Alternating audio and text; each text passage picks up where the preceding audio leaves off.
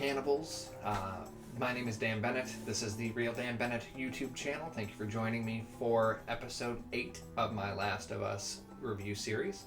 Today I am rocking a Seattle, Washington I Pinch t-shirt, which is sort of a throwback to those old iPod ads, but Seattle relevant to the Last of Us series. I know that you guys may have seen a lot of my flannels over the previous episodes, but I'm just trying to keep the theme alive. In this episode, we are going to dive into a couple of things regarding Ellie, the character David, Joel, and how that kind of scales up for the characters going forward. First and foremost, I do want to send a fond farewell to our friend Horse, who met a grisly end in this episode.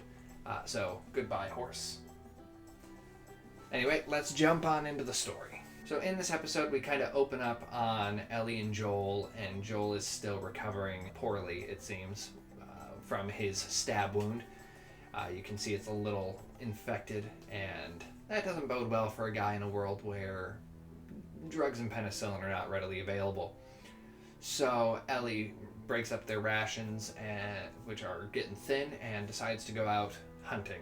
She grabs the rifle, she goes out, and while she's out, she stumbles upon two men who have found the deer she shot, and she gets to meet them a little bit more, and so do we. David and James. David played by actor Scott Shepherd, and James played by original voice of Joel Miller, Troy Baker.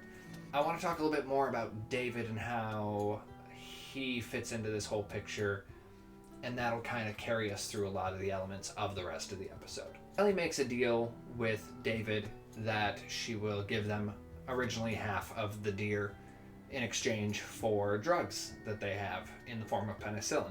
David makes the deal, James goes to get it, and he sits down with Ellie, and during this conversation it's revealed that he is a preacher of a group. He functions as the leader, and he was originally a teacher. His group is also kind of running out of food, and that's why they're looking for the deer, and they were going to take the whole deer until she showed up. But we also find out that everything happens for a reason. He is the leader of the group that the men from the last episode, one of whom stabbed Joel with the bat in the process of being killed, came from his group. And he lets her know, three of my men came back and they said that a crazy man and a little girl were the reason that man died.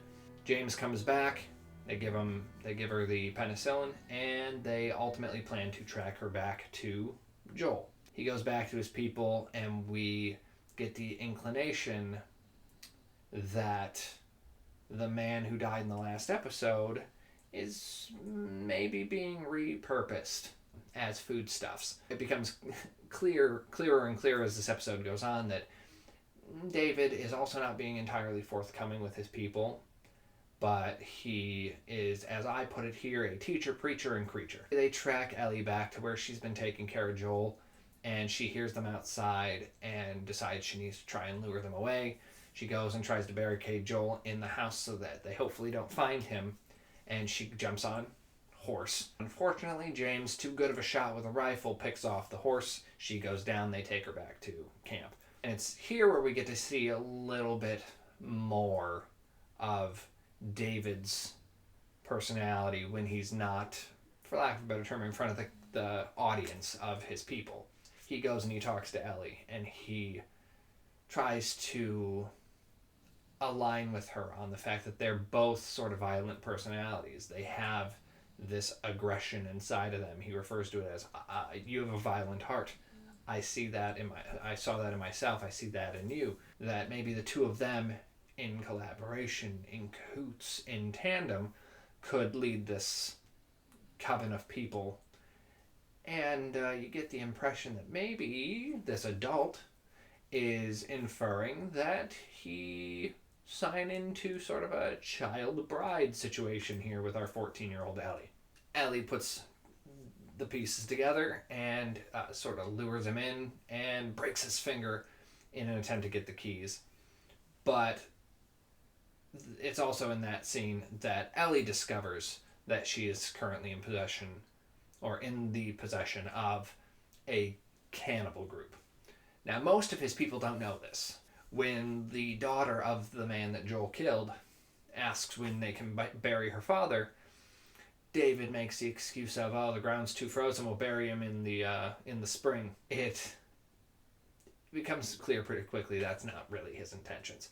Jumping back, however, to the fact that he was seemingly implying a potential relationship with Ellie, it's made more unsettling by the fact that he confessed to having been a teacher previously. Did this affinity or this comfort level with trying to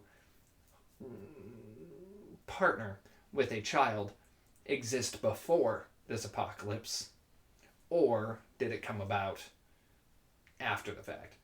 He decides that he's going to ultimately kill her and turn her into food as well, after she breaks his finger.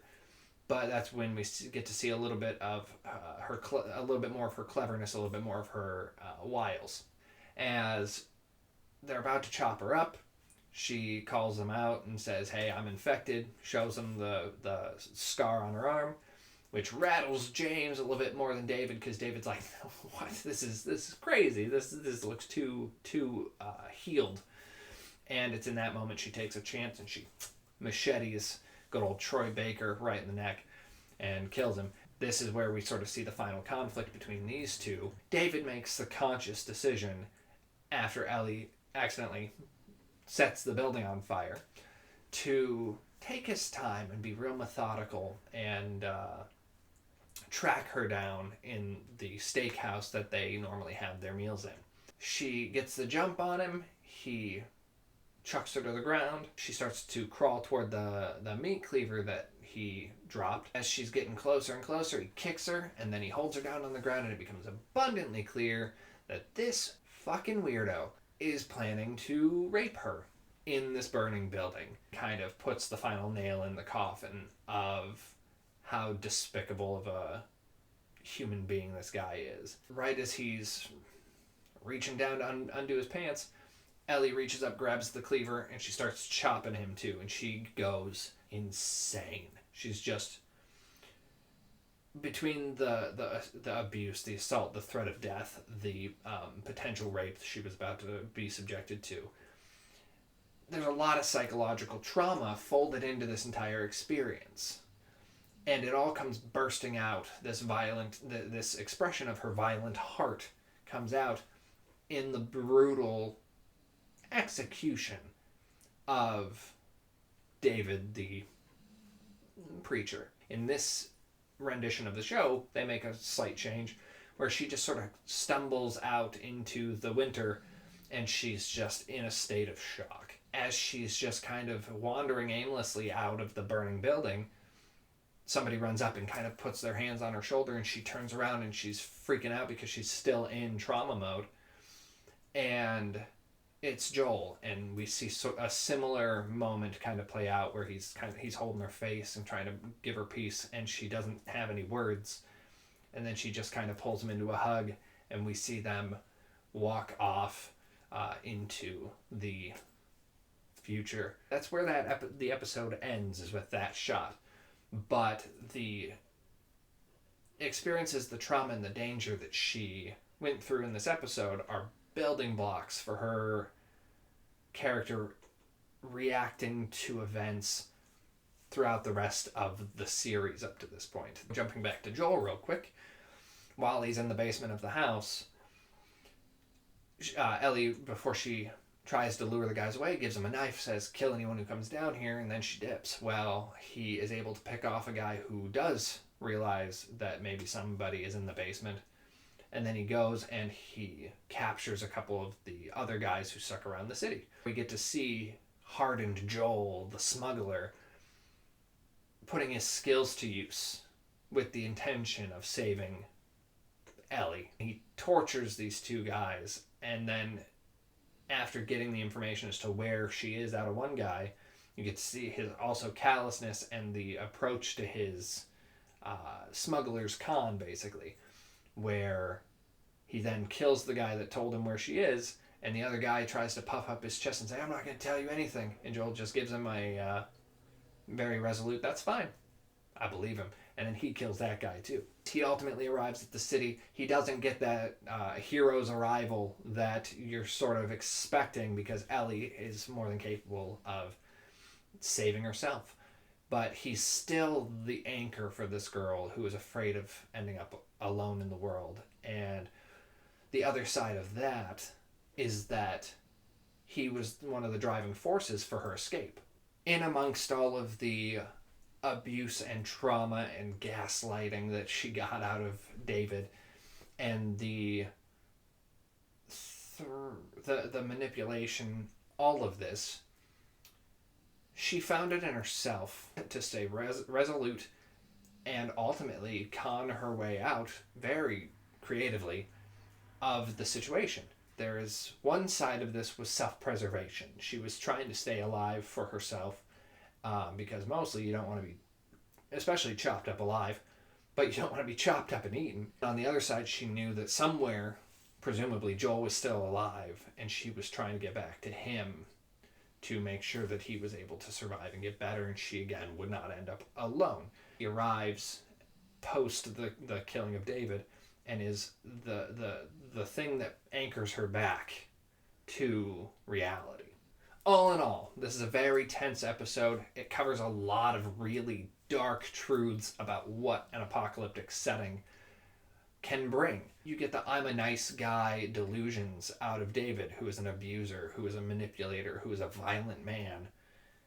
And that is unfortunately a reality of a lot of likely people who would find themselves in leadership roles in an apocalyptic setting, because they would be the ones who are willing to intimidate, threaten, hurt people just to find themselves at the top of the food chain. From a storytelling perspective, this was one of the episodes I was looking forward to the most, based on the severe stakes that our characters were facing in this chunk of the story.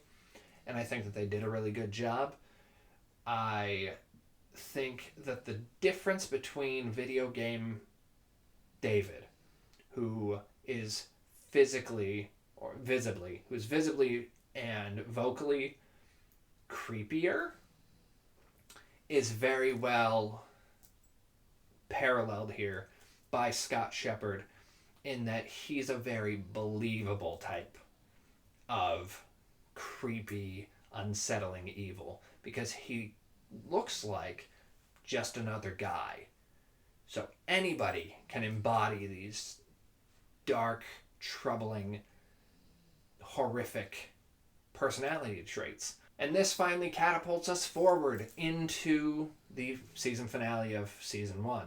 I'm looking forward to it because this brings this leg of the story to a resounding close. I know that we have one more major cameo coming up that's in the cards. I personally am kind of hoping that we will get some sort of previously non-existent tease heading or pointing toward storylines and characters from season 2, now that we have the foresight that we didn't have when the game came out in the first place. But there are a lot of things that we can address in this finale that we have to address and that we can address.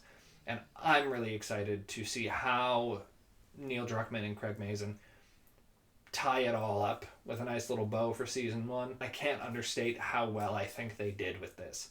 If this execution through season 1 is any depiction of what to look forward to into future seasons, I'm very optimistic. I think that they've shown that the care and the attention to detail are there. As a fan, getting to see elements of the stories I love be tweaked a little bit to make them fresh, even for somebody who has played the games multiple times, it's a lot of fun.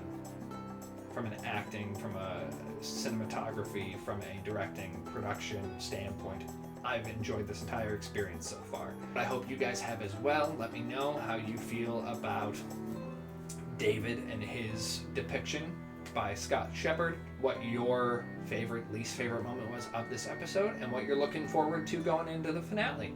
My name is Dan Bennett. This is the Real Dan Bennett YouTube channel. I hope you'll join me for the wrap-up episode next week, and I'll see you then. Bye.